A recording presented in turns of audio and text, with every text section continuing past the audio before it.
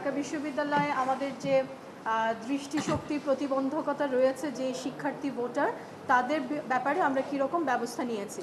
আপনারা সবাই জানেন যে বাংলাদেশে এখন পর্যন্ত দৃষ্টিশক্তির প্রতিবন্ধকতা রয়েছে, অর্থাৎ ভিজুয়াল এম্পায়ার্ড ভোটাররা অন্যের সহায়তা নিয়ে বুথে যান এবং অন্যের সহায়তায় ভোট প্রদান করেন।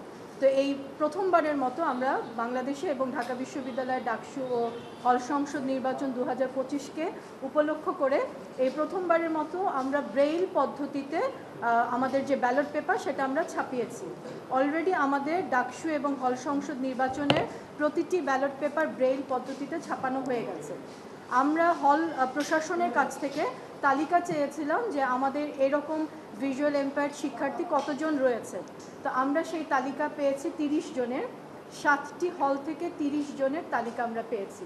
তো আমরা সম্পূর্ণ তথ্য আপনাদের সামনে ডিসক্লোজ করতে পারছি না, শুধুমাত্র আমি বলছি যে 3টি হল থেকে একজন করে ভিজুয়াল এম্পায়ার্ড ভোটার আছেন, কোনো জায়গায় প্রার্থীও আছেন, প্রার্থীও ভিজুয়াল এম্পায়ার্ড আছেন। একটি হল থেকে 5 জন ভিআই ভোটার, আরেকটি হল থেকে 6 জন, 4 নম্বর হল থেকে 7 জন, 6 নম্বর হল থেকে 7 জন এবং 7 নম্বর হল থেকে আমাদের 9 জন ভোটার আছে।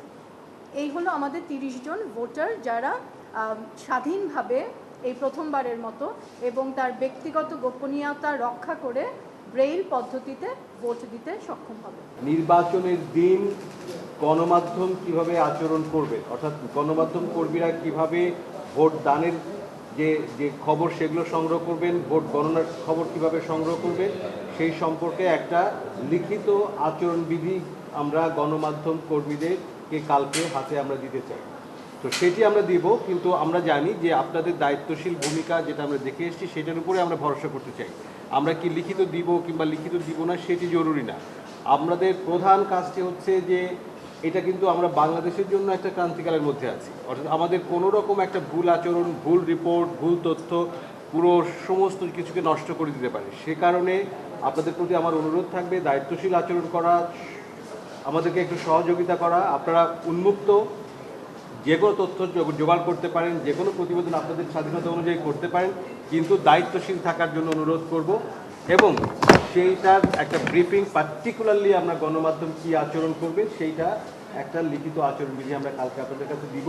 সেটি অনুরোধ করে আমরা অনুরোধ করব যে সেটি আপনারা অনুসরণ করবেন এবং সবাই একটু সংযত হয়ে সংহতি আমাদের সাথে নিয়ে থাকবেন।